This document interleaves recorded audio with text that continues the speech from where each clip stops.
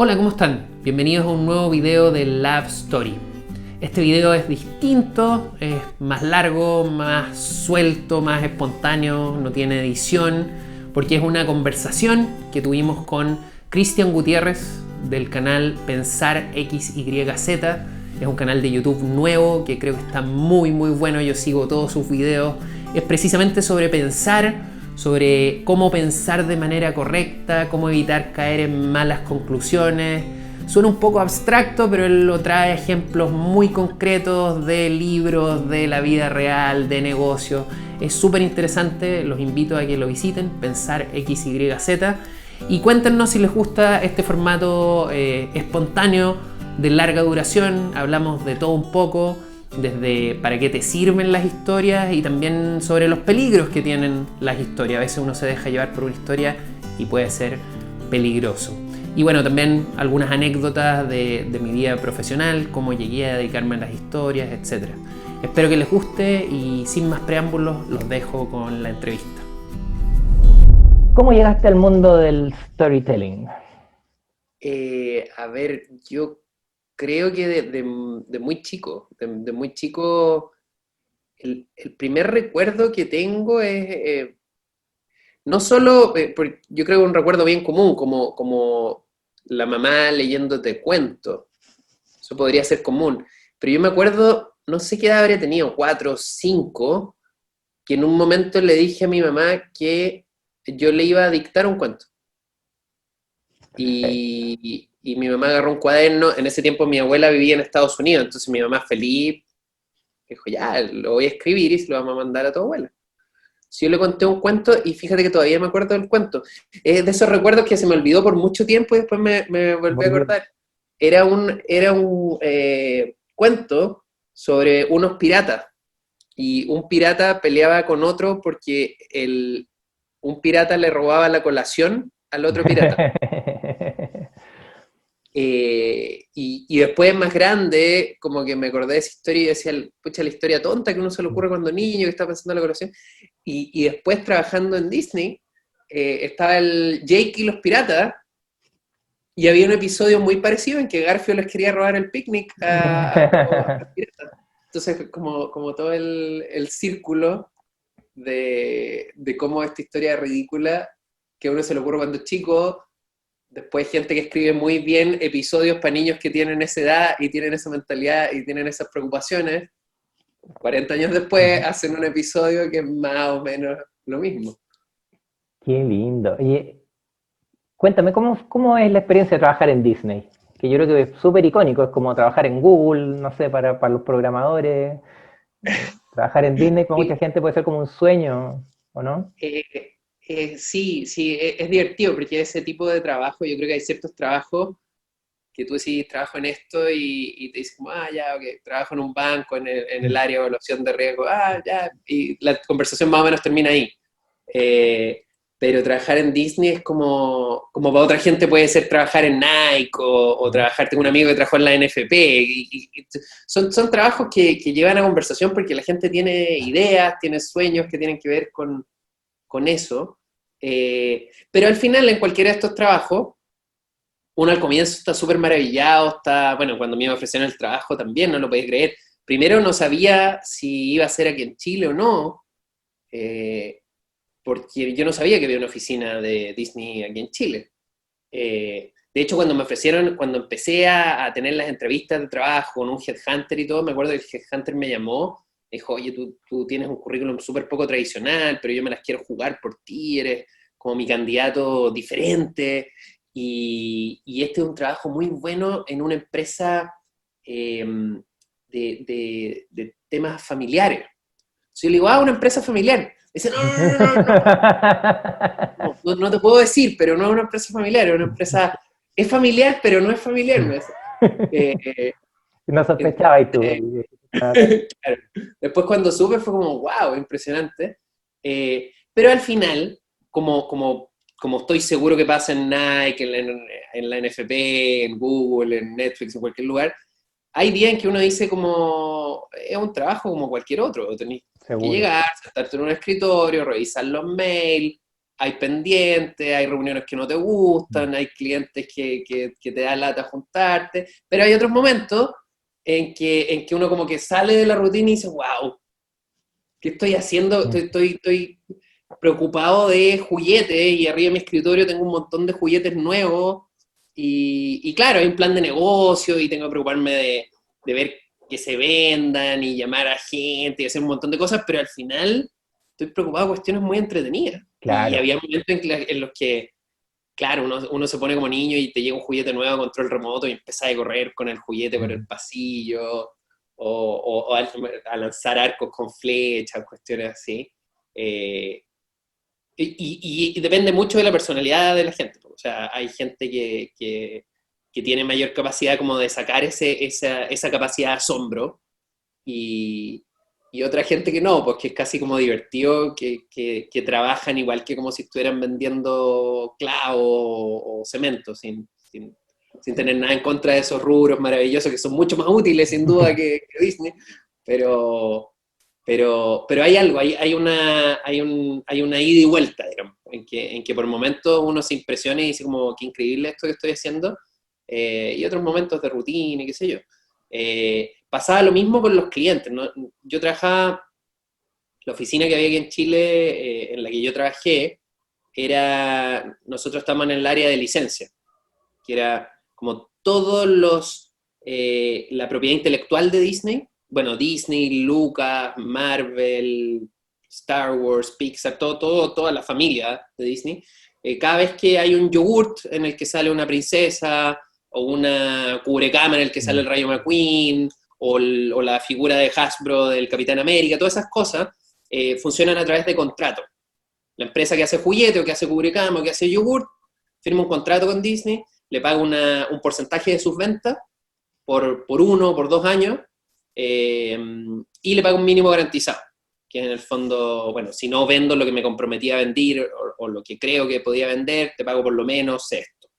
Y esos contratos se negocian y en el fondo mi trabajo y el de casi todos los que estábamos ahí es un trabajo comercial, pero en vez de estar vendiendo productos, estás vendiendo ideas, estás vendiendo historias, estás vendiendo películas que todavía no se han hecho, porque a veces hay que trabajar con 2 años de anticipación, te mandan un storyboard, un resumen de la próxima película y tú tenés que ir no sé, a Watts, a Sodimac, a Líder, a Unilever, a Italtoys, a lo que sea, a un montón de empresas distintas, de muchos rubros distintos, a contarles estas cosas y a tratar de lograr buenos contratos.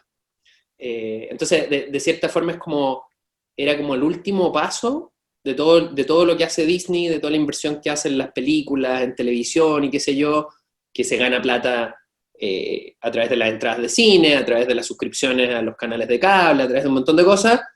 Lo último es el producto de consumo, Claro. que es al final es pura ganancia para todas estas empresas. En el fondo la película ya la hicieron, la historia la contaron y esto es simplemente prestar el personaje para que otra persona venda más yogurt o venda más cubrecama. Vale. Sí. Pero viste el lado bonito de la historia, porque, por ejemplo, un amigo que es experto en growth y en estrategias digitales y todo, de repente Ya, me contaba que lo llamaron de Facebook. ya. Y él ya se quería la muerte, fue a las entrevistas y todo. Dice, sí, porque necesitamos un experto en growth para los emoticones en Messenger. Y era como una mierdecilla así de este porte. Claro, o sea, cero. Totalmente. Es que al final, yo creo que en toda la vida uno siempre puede optar entre ser, como dicen, cola de león o cabeza de ratón. Bueno, en este caso en Disney yo era cola de ratón, o sea, imagínate. Claro. Pero, pero yo creo que ambas experiencias son lindas y son interesantes. En el fondo, es súper entretenido ser emprendedor y estar por tu cuenta, como estoy yo ahora, con mi propio negocio, con mi propia idea y qué sé yo. Pero sobre todo cuando uno ha sido emprendedor un tiempo, valora también lo que significa pertenecer a una organización grande, aprender de otra gente, tener equipos, sobre todo la capacidad que uno tiene de aprender, de absorber formas de hacer las cosas, de entender de negocios grandes. Yo creo que es súper enriquecedor tener las dos Seguro. perspectivas. Yo por suerte he podido tener como las dos perspectivas de trabajar en multinacionales súper grandes y en que todo es gigante y tú eres como un engranaje más de la organización y trabajar en el mundo audiovisual y en el mundo de la consultoría de storytelling en el que estoy ahora, que las dimensiones eran mucho más chicas y las empresas son más pymes, digamos. Claro. Pero ahora eres el maestro supremo de Love Story. ¿Ah? Totalmente, totalmente. Y bueno, cuenta un poquito más de Love Story. ¿Cómo se te ocurrió esa idea? ¿Qué es lo que realmente le estás entregando? ¿Estás ayudando a estos clientes al contar historias y contarse historias a sí mismos, me imagino también Sí, sí, de sus en el productos y sus... fondo fue súper providencial el tema de Love Story, porque como yo te contaba, o sea, de siempre me interesaron las historias, como de cuando chico le dictaba cuentos a mi mamá, después más grande empecé a escribir yo cuentos, tuve una época súper literaria en que estaba en el colegio, participaba en todos los concursos literarios, después estuve en la zona de contacto, no sé si te acordáis la zona de Sí, contacto, perfecto. escribía cuentos allá en los talleres literarios que ellos tenían. Es mi primer como momento así de sentir que gracias a las historias podía lograr una cierta notoriedad y sentirme orgulloso y todo fue cuando salió mi primer cuento en la zona de contacto y eso salía en el diario, ¿te acordáis? Salía en el Claro, Mercurio, claro. en un suplemento como juvenil del Mercurio y ver tu cuento ahí, tu nombre, era una cuestión así, entre vergüenza y sentirte como, wow, No, rockstar total. total, total. Eh, y siempre tuve como este tema, pero al mismo tiempo me gustaban las matemáticas y me gustaban la cosa más racional, más científica. Siempre tuve como esa doble militancia en esta duda entre estudiar ingeniería comercial, un poco por descarte, porque al final es como una carrera que tú decís, bueno, como me gusta el humanista, pero me gusta la matemática y no sé bien qué hacer y quiero tener como oportunidad en el futuro, ya, comercial. Un clásico. Y cuando salí entré a trabajar en una empresa súper tradicional, a Procter Gamble, y cuando estaba como en el segundo año en Procter, me mandaron a supervisar un comercial, un spot en Argentina. Ujú. Y era como una gran producción, un spot de detergente, y estuve como 3 días con un equipo a la Argentina de esos tiempos, comienzos del 2000, entonces eran como 5 cámaras, una cámara de alta velocidad, luces por todos lados, locación en Puerto Madero, locación en todos lados, y me hice amigo el director y conversábamos harto y al final me preocupé mucho menos de supervisar como cliente y estaba como feliz con las cámaras y Está con ahí todo este tema. loco. Y cuando volví, le dije a mi jefe que iba a renunciar para dedicarme al cine y pensó que estaba, o sea, me dijo, la barca, estás loco, esto no, ¿por qué estáis haciendo esto? Eh, y de cierta forma, yo digo medio en serio, medio en broma, que fui como el primer millennial, porque en el fondo no me fui al sudeste asiático, pero me salí de una pega para hacer cortometrajes con cámaras caseras y con mis amigos de la universidad que no entendían nada, Ujú. porque yo los llamaba de extra o porque me ayudaran con cuestiones. Igual que mi jefe, decía, estáis loco, pero bueno, voy, te ayudo, soy tu amigo. Y con el tiempo empecé a conocer más gente, ir a festivales, qué sé yo, y gente que ya estaba haciendo cine, cineastas de verdad, por así decirlo, me decían, oye, pero tú eres ingeniero comercial, te manejáis en negocios, te gusta el cine, ayúdame, yo necesito un productor ejecutivo. Entonces ahí empecé a entender lo que era un productor ejecutivo, que es como la persona que ve la parte comercial de negocio, de distribución, de presupuestos, de postulaciones a fondos, de inversionistas, de una película. Y como productor ejecutivo ya agarré un camino más serio en el mundo audiovisual. Y ahí hice hice producción ejecutiva de películas, de series de animación, me metí en el tema de los dibujos animados, y estuve 10 años en eso. 10 años. Y un poco, yo creo, por el tema de los dibujos animados, y viendo que era ingeniero comercial, y viendo que tenía este perfil, me llamaron de Disney. Y ahí, bueno, yo tenía proyectos, y tenía proyectos que me gustaban mucho en el mundo audiovisual, pero también tenía el proyecto de tener una familia, había tenido recién a mi primer hijo, queríamos tener otro hijo, y el mundo audiovisual tiene mucha incertidumbre en términos de monetarios. Uno era súper variable, de repente ganaba plata, de repente no ganaba, y también desde el punto de vista de horarios, de trabajo, era una cuestión también muy variable, o sea, momentos muy calmos en que yo tenía todo el tiempo que quería, y momentos de rodaje o de postulación a fondo en el que estaba trabajando de noche y qué sé yo. Entonces esto que me ofrecieron una pega que tuviera una cierta conexión con las historias, y que por otro lado fuera un trabajo más tradicional de 9 a 5, me vino súper bien. Tenía perfecto.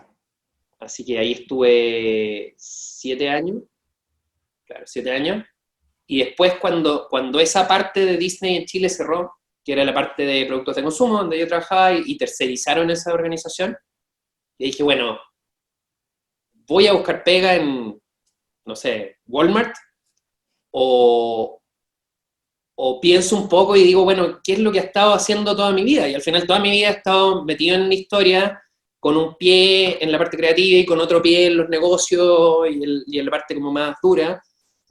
También ya había empezado mientras estaba en Disney a hacer un taller de storytelling en la Católica, en el MBA. Y ahí me daba cuenta que en el mundo de los negocios y en el mundo de las empresas y de los emprendimientos y también de las empresas más grandes, llamaba mucho la atención este tema de storytelling, y que a mis alumnos les servía. O sea, eran cosas que yo sé, para mí de repente eran como media obvias. Siempre que uno se mete en un tema, claro, bueno, pero es que esto lo sabe todo el mundo. Y resulta que iba a clase, lo decía y no lo sabía todo el mundo, ¿cachai? Y les servía y lo podían usar, y bueno, obviamente en las clases a uno también les sirven para pulir mejor el material, para dar mejores ejemplos, para ver qué funciona, qué no funciona. Entonces dije, ya, me lanzo por mi cuenta, y voy a hacer precisamente eso. Voy a ayudarle a gente que ya sea que esté en empresas grandes o tiene sus propios emprendimientos y quiere contar mejor sus historias. Y sobre todo la historia más importante, que es la historia de sus clientes. O sea, contarle a tu cliente cómo lo que tú estás haciendo le va a cambiar la historia de su vida. Va a mejorar su vida, va mejor. Y eso es lo que hago, y lo hago como en dos formatos. Uno es capacitaciones, o sea, enseñarle a personas y equipos a contar mejores historias para que ellos lo apliquen a lo que ellos quieran, y también consultorías específicas, tipo, tengo este problema de comunicación, o tengo este producto nuevo, o tengo este tema interno. Muchas veces pasa por gestión del cambio, como necesitamos contarle a la gente que queremos trabajar de otra forma, que queremos transformarnos, que queremos cambiar toda esta área, que queremos digitalizarnos, y cómo lo contamos de manera creíble, atractiva, memorable, y ahí entran las historias. Entonces, absolutamente. No, hay un tema que está absolutamente en boom, así que el momento sí, perfecto, yo creo que llegaste a ese tema. eso fue una suerte. O sea, al final, yo la primera vez que emprendí, cuando tenía como 20 y tanto, y me metí como en el mundo audiovisual, y emprendí en ese mundo porque trabajé para otras productoras, pero también emprendí con un amigo, hicimos una productora que hacíamos audiovisual, pero también hacíamos multimedia y cuestiones web y mezclas de las dos cosas. Claro, uno cuando es más chico dice como, no, mira, es todo de acuerdo al esfuerzo que uno le ponga y a la calidad y a la inteligencia y qué sé yo, pero ya más grande con perspectiva uno dice, bueno, hay cosas que son suerte. O sea, para mí este tema de que justo yo haya un profesor de la Católica, Marco Singer, que es el director del MBA y que fue profesor mío en el pregrado, y para mí fue siempre como un ídolo desde el punto de vista de profe. Su ramo de teoría de juego es el mejor ramo que tuve yo en comercial en la Católica. Entonces fue providencial que él me llamara justo un año antes de que mi tema en Disney terminara. Yo no sabía que iba a terminar, pero un año y medio antes me llamó, me dijo, mira, necesito hacer un curso de storytelling, está todo el mundo hablando de storytelling, y pensé, ¿quién puede hacer esto? Y se me ocurrió que tú, po, porque tú estás con esta cuestión de las películas y qué sé yo, y tú lo podías hacer. Y es como, Marco, sí, pero yo no tengo idea de storytelling para negocio. Me dice, pero ¿cómo? Si has trabajado, Claro. tenés que saber. Y claro, yo me di cuenta claro, que yo no lo tenía conceptualizado, pero que al final era lo que había estado haciendo toda mi vida. Entonces, hice ese proceso de conceptualización y de pensar en este tema en el MBA, y ya cuando se dio la oportunidad de salir, independizarme, ya tenía como este marco teórico y este concepto claro de cómo enseñarlo y de qué cosas podían ser útiles para las distintas personas, y nada, me lancé y claro, como que el término se puso de moda, no sé bien por qué, Muy de eh, moda. pero claro, viene súper bien que esté de moda. Ahora yo lo que siempre le digo a mis alumnos, lo que se puso de moda es el término, porque contar historias y ocupar las historias para transmitir ideas es algo que se ha hecho siempre, Toda la vida, del origen aunque de la no le humanidad. hayamos, aunque no le hayamos puesto un nombre fancy, digamos. Así es. No, y además lo bonito, hay toda una historia muy bonita en lo que es la recombinación de distintos dominios. O sea, por decirte, ser el top 1% en el mundo para los negocios es casi imposible, ¿cierto? Y ser Claro, el top 1% en storytelling, peor. sí, Pero cuando tú, no sé, tú puedes estar top 20% en negocio, top 20% en storytelling, y puedes estar fácilmente en el top 1% de storytelling y negocios juntos. sí. Hay una sinergia maravillosa ahí. Claro, hay un tema como de encontrar tu nicho, por así decirlo. Sí, O no, y de encontrar, bueno, juntar es cosas. el típico discurso de Jobs de unir los puntos al revés. Ujú. Que de hecho el otro día yo pensaba que no hay nada más storytelling que eso. Porque al final, cuando uno cuenta una historia, lo que hace es encontrarle un sentido.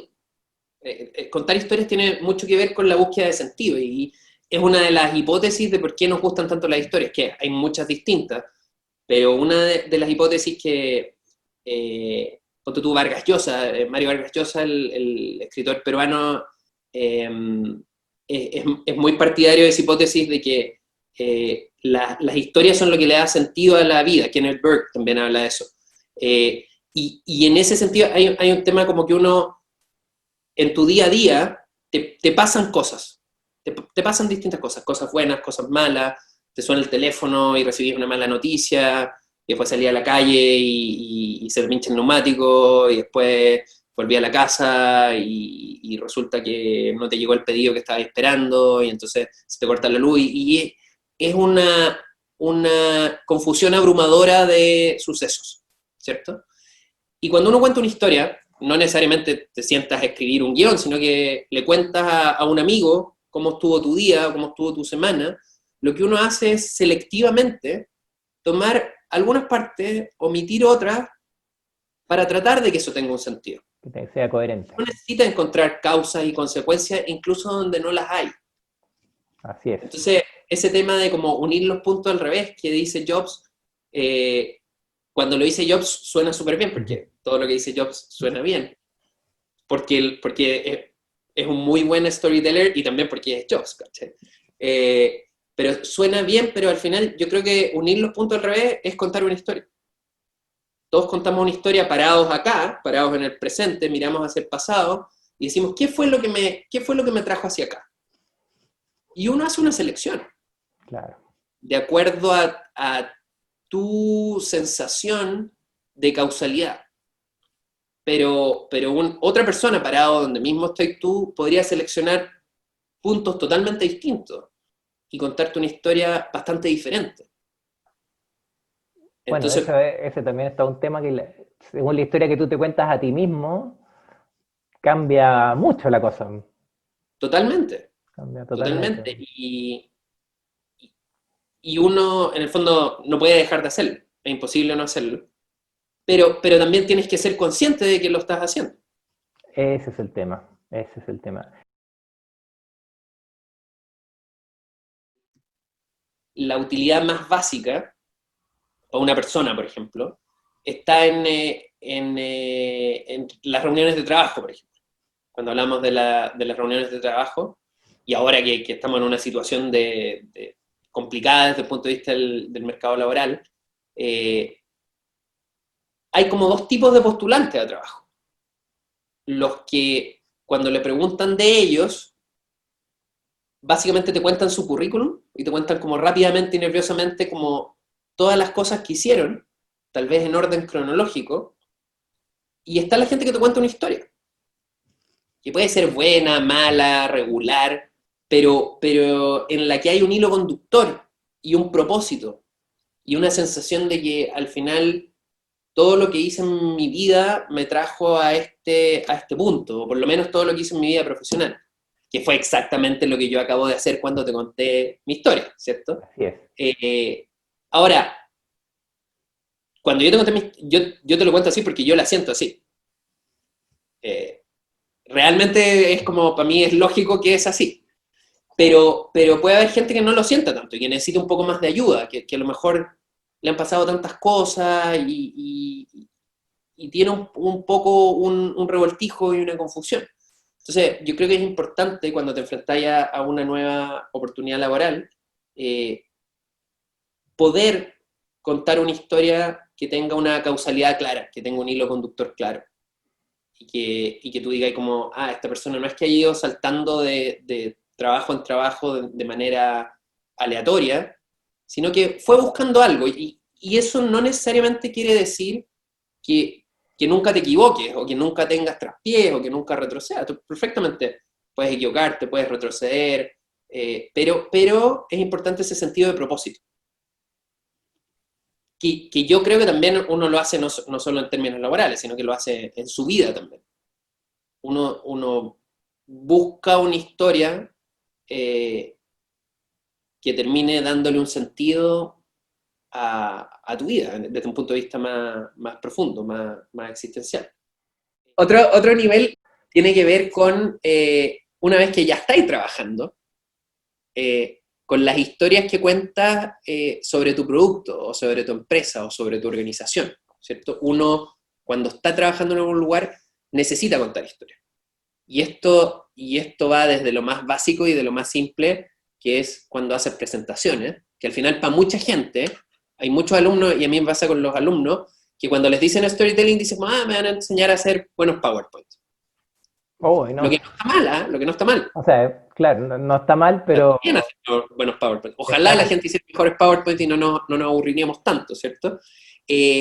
Pero claro, hay una aplicación. Es como tienes que hablar en público y en lugar de, nuevamente, de dar muchos datos separados, cuenta una historia.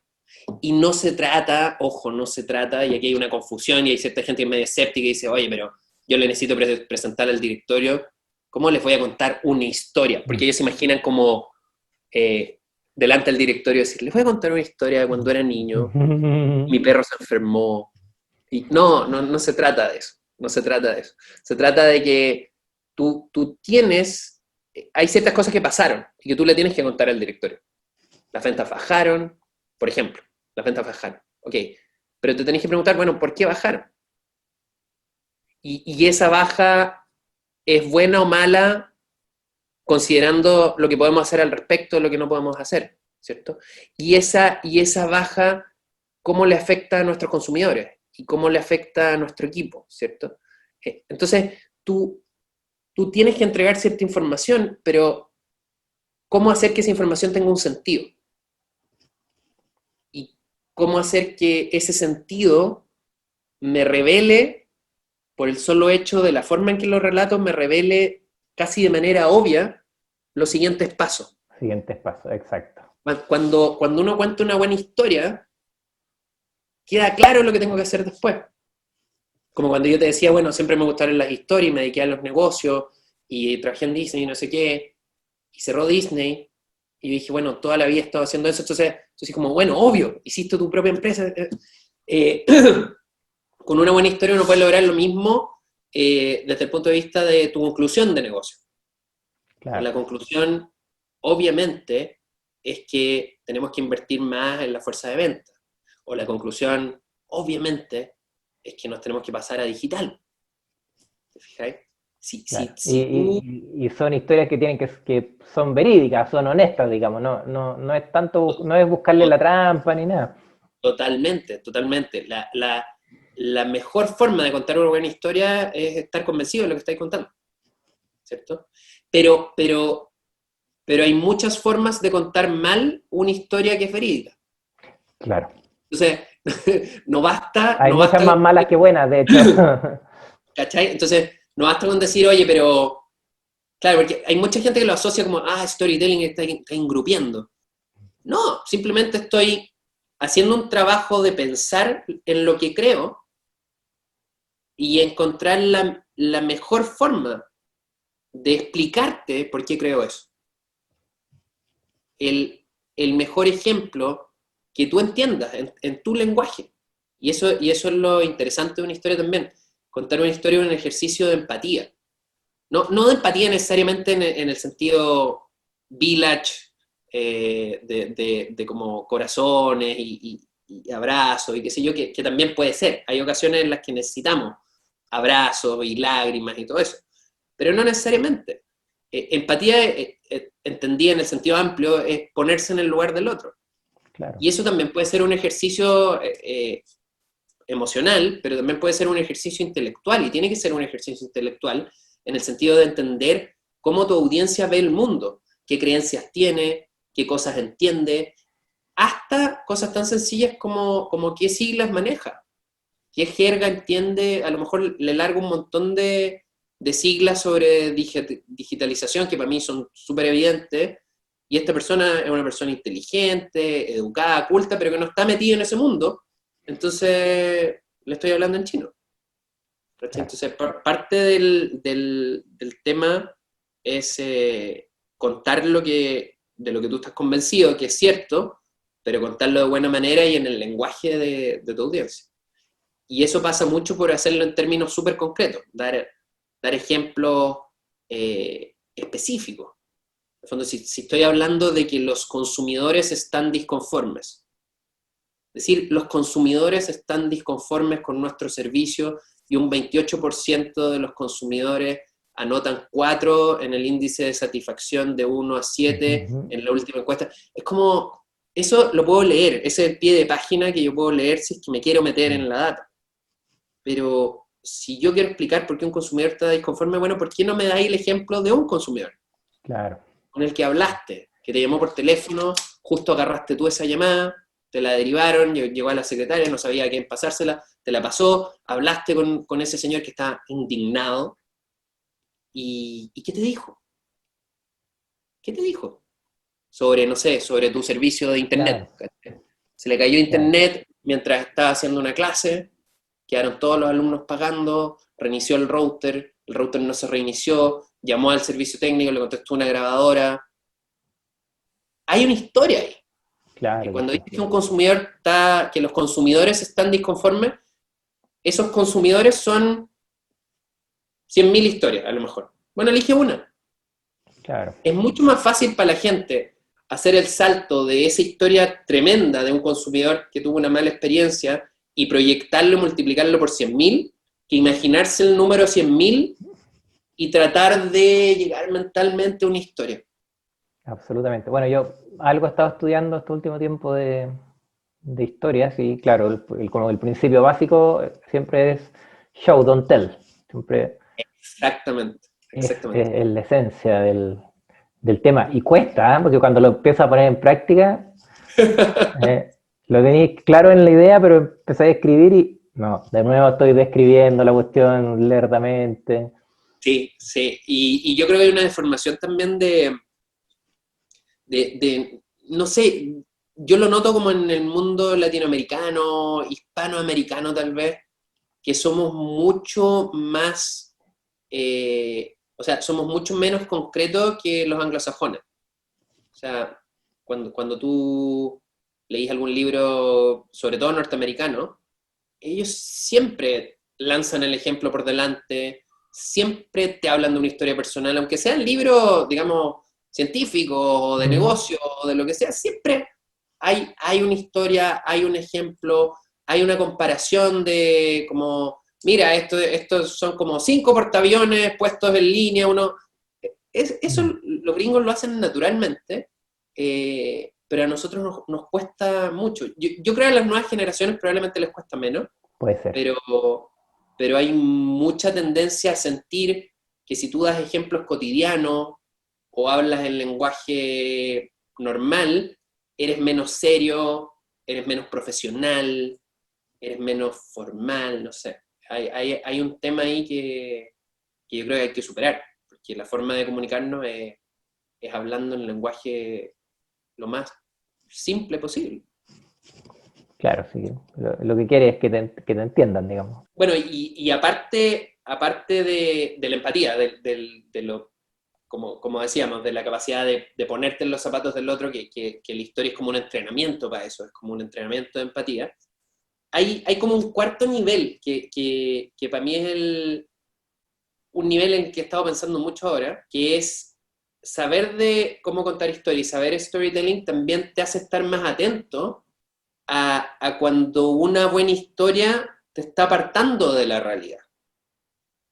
Porque al final las historias son súper atractivas, son como un manjar para nuestro cerebro, ¿cierto? Son como un pie de limón para nuestro razonamiento. Si yo veo información que está en un formato de información no digerida, digamos, números, estadística, qué sé yo, y al lado me ponen una historia, mi cerebro va a decir como, eso es lo interesante.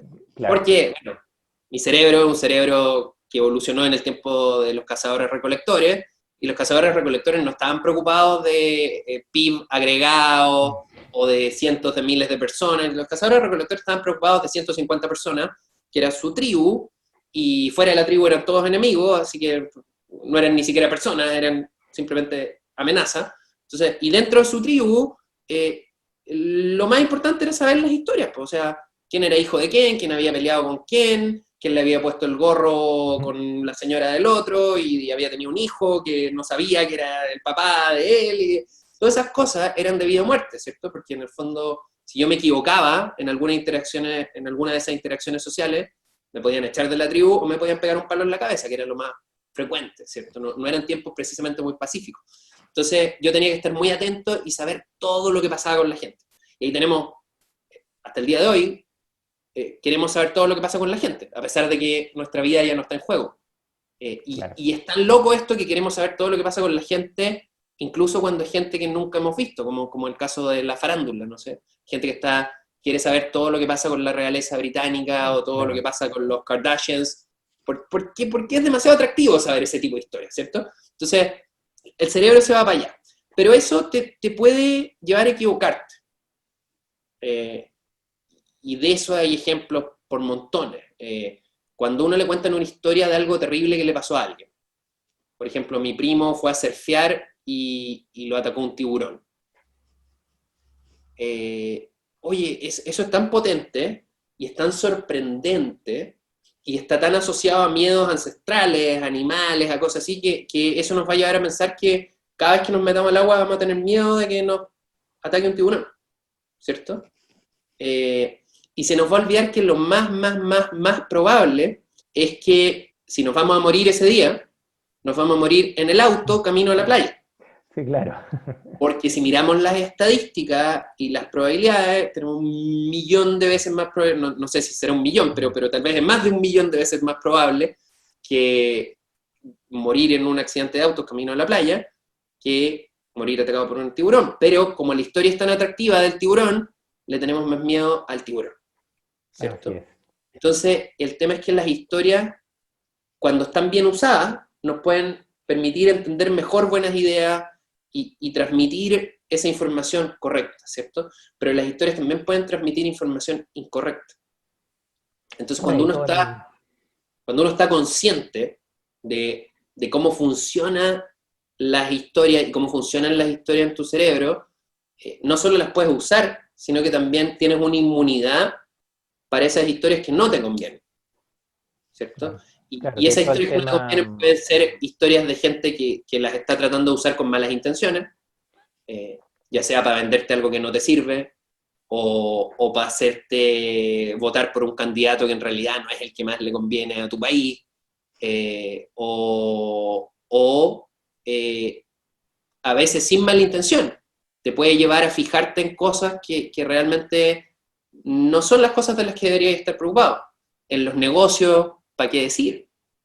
O sea, a veces cosas que construyen historias atractivas hacen que los esfuerzos de la organización se desvíen hacia ciertos lugares que a lo mejor, si lo miras fríamente, no le deberíamos estar dando tanto tiempo y tanto esfuerzo a eso, ¿cierto? Y quién sabe, tal vez también incida en el mercado, digamos, en el mercado bursátil o en el mercado inmobiliario, ¿cierto? Cada vez que vemos burbujas o vemos empresas sobrevaluadas, o generalmente no lo vemos cuando están sobrevaluadas, generalmente lo vemos cuando se desploman y Ya se decimos, desplomaron. ¿cómo en algún momento creímos que esta cuestión podía valer tanto? Si no tenía ningún sentido, ¿cierto? Y bueno, lo más probable es que creímos que podía valer tanto porque había una historia atractiva detrás. Y Es eso nos muy, llevó a olvidar que al final una empresa no puede valer más que la suma de su flujo futuro, ¿cierto? hay una historia bien bonita de Hasta Newton. donde sabemos. Newton, una de las personas más inteligentes que había, su hobby, uno de sus hobbies era invertir. Y invirtió en no sé qué empresa, no sé si era casi los tulipanes holandeses. La cuestión empezó a subir, y dijo, no, esto es una burbuja, vendió. Casi que escribió un artículo explicando por qué era una burbuja, se la tenía clara. Y la cuestión ¿Ya? siguió subiendo, siguió subiendo, siguió subiendo, siguió subiendo. Y hasta que no lo soportó y compró de nuevo, y compró el día que estuvo en el pic más alto, antes de No. desplomarse y perdió toda la plata. Habiéndole Isaac tenido cara. Newton de Newton, Newton. Newton. Sí, ¿En Newton de la serio? manzanita. Mm. No lo sabía. Qué interesante. Lo leí ayer, anteayer, sí. O por ejemplo, yo viví en España el año 2000 y ya los precios de los departamentos eran como ridículos y subían todos los años unos porcentajes Claro, impresionantes y todos mis compañeros del banco comprando departamentos como locos. Yo decía, "Man, no compren estos precios, que es ridículo". claro. Pero claro, siguieron subiendo como 8 años más, o 9, antes de despedazarse y caer fuerte. Pero las Sí, burbujas son bien un fenómeno muy, muy interesante, sí, sí, complicado. pero eso, yo creo que al final las historias te enseñan a conocer a tus semejantes mejor por este ejercicio permanente de ponerte en los zapatos de otro. Uno siempre cuando está preocupado de contar buenas historias, te estás poniendo en los zapatos en dos dimensiones. Te estás poniendo en los zapatos de tu audiencia para entender cómo van a entender la historia que estáis contando y si les va a gustar o no les va a gustar. Y te estás poniendo en los zapatos de tu personaje.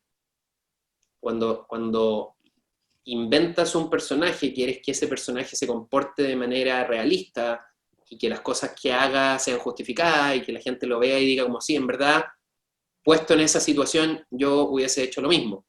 Si fuera John Wick, ¿cierto? No soy John Wick, pero si es que fuera John Wick y me matan al perro, yo voy y acabo con ellos, ¿cierto?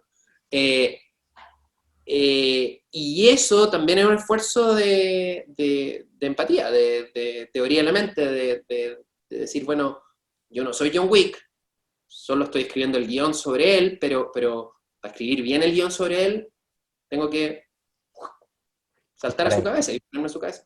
Y eso, hacerlo una y otra y otra y otra vez, te termina ayudando. Hay estudios que han hecho hicieron un estudio bien controlado con experimento control y todo, de hacerle leer ficción a un grupo y otro grupo no leían lo mismo que antes. Un grupo lo hicieron leer más ficción. El estudio lo hicieron con novelas realistas. Ya no era ciencia ficción, no eran series, eran novelas, leer novelas. Y después de un tiempo chequearon qué tan empático era la gente con gente totalmente distinta, de otras culturas, o de otra orientación sexual, o ¿cachai? Gente totalmente ajena para ellos, y el nivel de empatía de los lectores, de los que habían puesto a leer, era mayor. Es que eso es súper bueno porque la empatía es algo fácil de decir y difícil de hacer. Totalmente, totalmente. Y tal como Entonces, storytelling, cada persona entiende empatía, digamos, es una bolsa donde entran muchas cosas. Yo lo estoy diciendo en un sentido que a lo mejor no estoy ocupando bien la palabra, porque creo que empatía tiene mucho que ver con sentir como el otro. Yo lo estoy hablando más en un tema desde un no, punto de vista como de ponerte en los zapatos del otro, de entender al otro, más que de sentir el dolor del otro, ¿cierto? Tal vez creo que el término más preciso es simpatía, a pesar de que nosotros coloquialmente entendemos simpatía como otra cosa, entonces por eso, o como empatía, pero cuando, cuando yo me refiero a lo que te enseña en la historia, en términos coloquiales, como ponerte en los zapatos del otro, mirar el mundo desde la perspectiva del otro, independiente que exactamente. sientas o no sientas su dolor, ¿cachai? Decir como, bueno, entiendo por qué está haciendo eso. Y, Y, y en las empresas es súper necesario, en el mundo de los negocios, cuando tú estás negociando con alguien, es importante entender qué es lo que está pensando y qué es lo que está sintiendo, y tanto para ganar la negociación, como sobre todo para tratar de buscar un punto intermedio que sea de un win-win, ¿cachai? O claro. por último, si la negociación es dura, no tomarlo personal. A mí me pasaba mucho en distintos trabajos que realmente hay gente que es como que se enfurece con el cliente porque le quiere bajar el precio. Es como, bueno, pero es que es lógico que lo haga, ¿cachai? Si Sí, tú no, estuvieras en esa situación, tú también lo harías. Y me decían, ¿pero por qué lo defiendes? No, no lo estoy defendiendo, solo estoy diciendo que es súper entendible la postura de él. Y no solo pasa con los clientes, también pasa que los de finanzas están peleados con los de comercial, y los de comercial están peleados con marketing, y siempre se producen como estas pequeñas tribus, y, y hace falta mirar el mismo problema desde el punto de vista del otro. La experiencia es distinta y los incentivos son distintos, cada uno está parado en un lugar distinto del juego. sí, y eso pasa también por que un concepto bien bonito es que de repente a uno le pasa así como medio epifanía, pero es darte cuenta que los miles y millones de personas que hay en el mundo, cada uno, su vida, desde su propio punto de vista, es igual de rica y compleja y llena de matices y historias que la de uno. Claro, Entonces, el esto de simplificar al otro es malo, es bueno, o es esto, es lo otro, quitáis infinita información. totalmente, total. Y además, agrégale a eso el transcurso del tiempo. Porque al final, no sé, pues yo creo que por más que uno hace una ilusión en esta historia que se cuenta de decir, bueno, mi yo de los 15 años es el mismo yo de los 43 que tengo ahora, en el fondo no. Es como, es No, como el, como el barco de Ulises que le cambian el mástil y después le cambian la vela y después le cambian el ancla y después le van cambiando todo, y al final el barco no tiene ninguna parte de las que tenía inicialmente, pero uno construye como una unidad de concepto. Yo creo que pasa bien parecido con uno, o sea, uno es totalmente distinto, es una persona distinta a la que era hace 20 años, 30 años, o incluso 5 años tal vez, para mucha gente. sí, Eh, y bueno, eso pasa conceptualmente, pero creo que incluso biológicamente las células que tenéis no tenían ni una Biológicamente hace creo que cinco es como años, claro. en un mes ya no te queda ninguna célula. ¿Cachai? Pero ¿a qué voy con esto? Que cuando uno hace ese ejercicio para uno dice, chuta, soy muy distinto de cuando tenía. Pero no sé, pues si te encontráis con ese compañero de curso que te hacía bullying, o que siempre peleaba y te quitaba la pelota, o que te levantó a la polola, no sé, lo que sea, y te encontráis 30 años después, hay gente que sigue pensando y actuando como si ese gallo fuera el mismo. ¿Te fijas? Claro. Bueno, hay efectos muy fuertes de anclas que se llaman, que Claro, te lleva para atrás.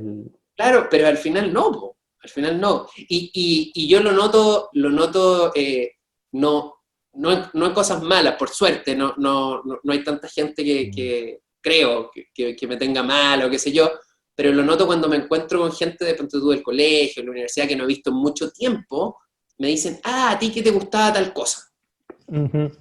a ti esto te va a encantar. ¿a ti que te gustan los cómics? Un amigo hace un tiempo, un amigo del colegio, dijo, mira, Miguel Ángel, esta cuestión te va a encantar. Mira lo que me compré. Y me pasa un cómic de Jodorowsky. Que Ok. claro, cuando estaba en el colegio, recién descubriendo este mundo de los cómics y todo, el fanático, pero es como un tema que no es que ahora me disguste, pero es un mundo del cual me alejé. Entonces lo que él me pasó fue un recuerdo de mi yo anterior.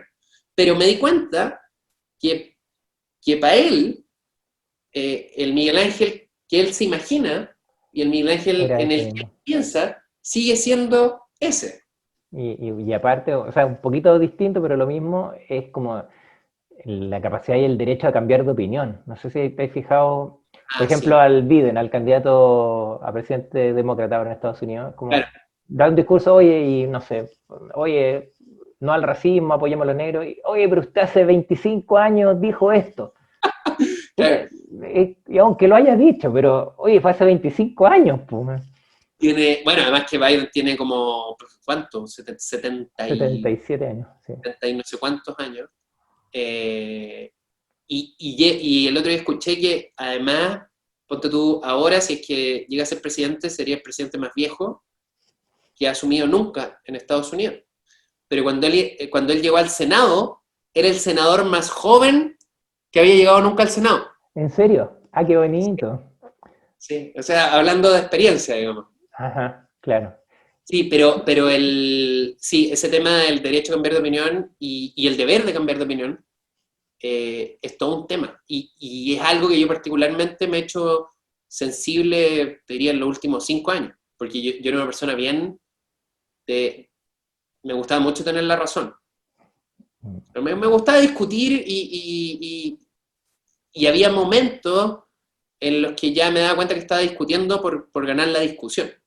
Claro, que eso nunca es bueno. No, Y lo ahí hice mucho tiempo, lo hice mucho tiempo, mucho, mucho, mucho tiempo.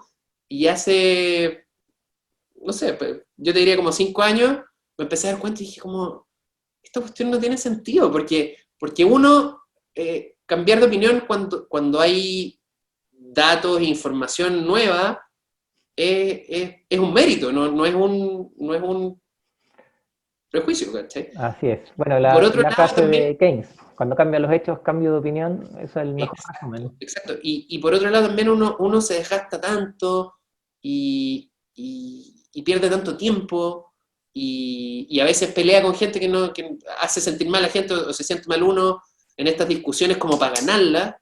¿Y para qué? Exacto. No, el ¿Y otro para qué? que lo escribe de manera bien precisa, bien chora, es Ray Dalio. No sé si has leído a Ray Dalio sus principios No, de trabajo. Entonces, tiene mucho sobre esto de, bueno, oye, veamos la evidencia, eh, lo llama la ideomeritocracia. O sea, que tiene que predominar la idea que es mejor, da lo mismo quién la dijo o a quién se claro, le ocurrió. Y depende, y tu objetivo tiene que ser no tener la razón, sino que encontrar la mejor idea. claro. Y, Lo, y, y lo- un- lo que no quiere decir que uno tenga que estar siempre encontrando la razón a los otros, no, no, pero no, no, no, para nada. No, de hecho, este hombre estar es un abierto, cabrón que ni te explico, pues, un rudo. ¿cómo? Sí, pero estar abierto, justamente estar abiertamente. Y lo otro choro que lleva un paso más allá con esto de cuál es tu objetivo. Entonces dice, mira, según tu meta, lo que quieres lograr, tú necesitas poner a la mejor gente para lograrla. Y si eso implica despedirte a ti mismo, te despides a ti mismo. Así de separado del foco de la meta y la verdad o la razón con uno mismo. Es bien choro. Bueno, a mí un ex jefe, Javier Irarrázaval, que era mi jefe en Disney, él contaba, bueno, él estuvo mucho tiempo, veintitantos años en Disney, y contaba que uno de los principios con los que había enfrentado el trabajo desde el comienzo, desde que partió trabajando, era que si le llegaba un correo de alguien que él sentía que había dos lecturas posibles, una que honestamente encontraba que él estaba equivocado y que quería defender un punto, y dos, que lo estaba tirando a partir, o le estaba haciendo la cama, o lo estaba tratando de dejar mal con su jefe. Siempre, siempre dar el beneficio de la duda. O sea, siempre decir, si hay alguna forma en la que yo pueda leer esto de manera positiva, o de manera no personal, sino que, bueno, es una persona que quiere hacer esto, lo voy a leer de esa forma. Lo que puede implicar a veces pecar de inocente, pero en muchos, muchos otros casos implica no escalar algo que puede partir por una tontera, por un malentendido, porque alguien puso mayúscula donde no debería haber puesto mayúscula. ¿No? Oye, y si quieres, verifica. Claro. Pero mientras no verifique, mientras no investigue, quédate con la buena. De hecho, hice un video hace como 2 videos atrás, es de eso. Tal cual. Así que tu ex jefe fue visionario, que yo me demoré más viejito en descubrir la papa. Claro. Y para el tema para relaciones de pareja, claro, yo con mi esposa, yo lo llamaba el principio de confianza. Oye, si tenéis la interpretación mala y la buena, Claro. ándate a la buena primero y después pregunta, aclaramos, pero ándate a la Después buena. claro. Obvio. Totalmente. Bien, pues un agrado esta conversación. Muchas gracias por estas enseñanzas de storytelling. Gracias, Cristian. Espero que no hayamos estado muy desordenados. Me gusta el tema y de repente... No, pero un poquito de Pero es la desorden. idea, ¿cierto? Sí, yo creo que las ideas quedan súper claras y yo creo que a todos nos sirve muchísimo seguir aprendiendo de storytelling. Yo he estado aprendiendo, yo he estado metido en el tema, pero la diferencia entre el que sabe de verdad y el que se está Y, asomando es evidente. y tu Bueno, padre. gracias infinitas. ¿Eh? Nos vemos. Vale, gracias a ti. Chao. Chao.